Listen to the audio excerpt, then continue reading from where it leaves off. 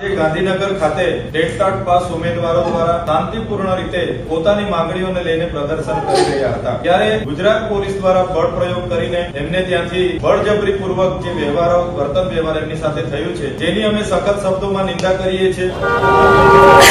2 વર્ષ થઈ ગયા છે, ભરતી નથી કરતા, વારંવાર તારીખો પર તારીખો આપે છે, તારીખ પ્રમાણે કશું કરતા નથી, એટલે અમે અહીંયા રજૂઆત કરવા આવીએ છીએ અને આંદોલન જે ઉગ્ર સ્વરૂપ આ પોલીસ કર્મચારીઓ આપે છે।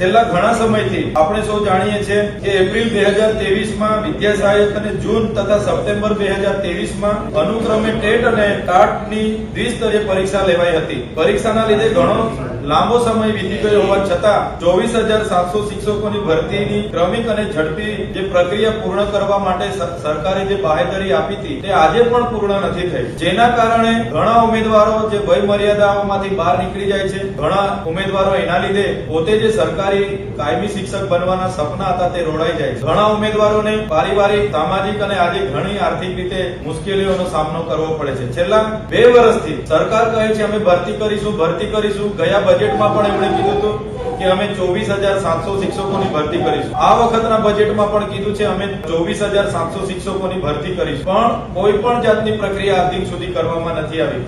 મને યાદ છે ત્યાં સુધી 16/1/2025 ના રોજ શિક્ષણ મંત્રીએ જાહેર મંચ પરથી જાહેરાત કરી હતી કે 1 મહિનાની અંદર જ અમે 24700 શિક્ષકોની ભરતી કરવા જઈ રહ્યા છીએ, જેને પણ આજે 40 દિવસ થયા પણ એક પણ શિક્ષકની ભરતી નથી થઈ, જેના લીધે આજે ટેટ ટાટ પાસના ઉમેદવારો ગાંધીનગર ખાતે પ્રદર્શન કરી રહ્યા હતા અને સરકારના ઇશારે જે પોલીસે બળ પ્રયોગ કર્યો છે તેની અમે નિંદા કરીએ છીએ। જે પ્રકારે આપણે ભણશે ગુજરાત, આગળ વધશે ગુજરાતની વાતો કરીએ છીએ, વિશ્વગુરુ બનવાની વાતો કરીએ છીએ, પણ ગ્રાઉન્ડ પર જે સરકારી શાળાઓ છે દરેક શાળાઓમાં શિક્ષકોની ખૂબ મોટા પ્રમાણમાં ઘટ છે। મારા જિલ્લામાં 93 શાળાઓ એક શિક્ષકથી ચાલે છે, દાહોદમાં 108 શાળાઓ એક શિક્ષકથી ચાલે છે, છોટાઉદેપુરમાં 100 થી વધારે શાળાઓ એક શિક્ષકથી ચાલે છે। અનેક વખત અમે શિક્ષકોની માંગણી કરતા હોય અને શિક્ષણ જેવી ગંભીર બાબતમાં સરકાર ગંભીર ના હોય એટલા માટે અમારે અવારનવાર રજૂઆત કરવી પડે છે।